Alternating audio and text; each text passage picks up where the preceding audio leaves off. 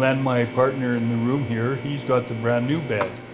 I have the older bed, and the only thing that's wrong with this one now is that the noise that it makes. The motor runs, and it takes a while to get used to that. It took me about 2 hours to get used to it, or either that I just got so tired I fell asleep. And the new ones don't have any noise. But yeah, they are a little bit quieter than the older beds. And I'm talking not old beds, but even just the ones before these beds. These new beds, they have devices on them that allow them to move up and down so that staff aren't injured as much, trying to get people in and out of their beds. So it's kind of a win-win, right? It's good for the patient, it's good for the staff, and hopefully gets them out quicker than what they would otherwise maybe be here. And with these inflatable mattresses and position changes abilities, yeah, that will decrease the amount of any pressure injuries that will occur with the patients. There's an ability for the bed to go longer for a tall person or go shorter for a shorter person. So that's good, because if the bed is long and the person's too short, sometimes they will ride down in bed.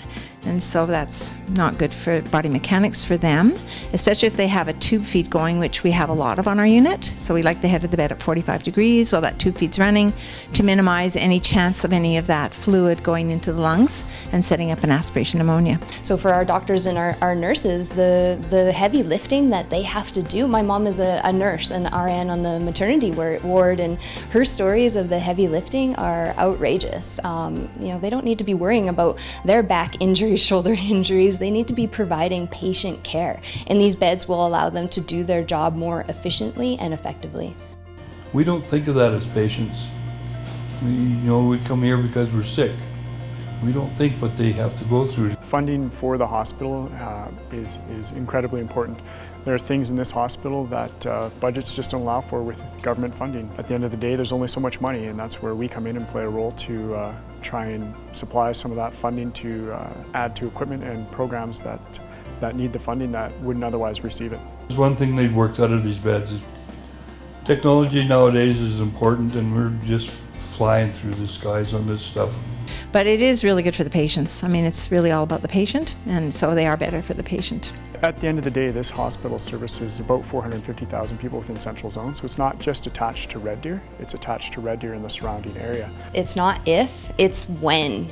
Myself, my loved ones will need the services at the Red Deer Hospital, and I think it's a great way that the community can rally together and for a very small charge, affordable charge, to be a part of the community and help everybody out. The purpose, right, it's the Red Deer Hospital Lottery, so it's Red Deer and area, and the funding stays within Central Zone.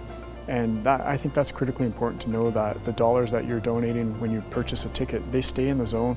They're enhancing healthcare in this zone for you, your family, and your friends. $35. What's $35? It means nothing. But it's going to give you a chance to take and win a heck of a dream home. And you're going to get some early bird tickets. Please buy tickets, because your money will go to making things better for patients in the hospital. Not only are you contributing to the outcomes and providing new equipment for the hospital, but you have an opportunity now to win something back as well. So it is a win-win. It's going to stay right here in the community. Go buy your tickets, guys.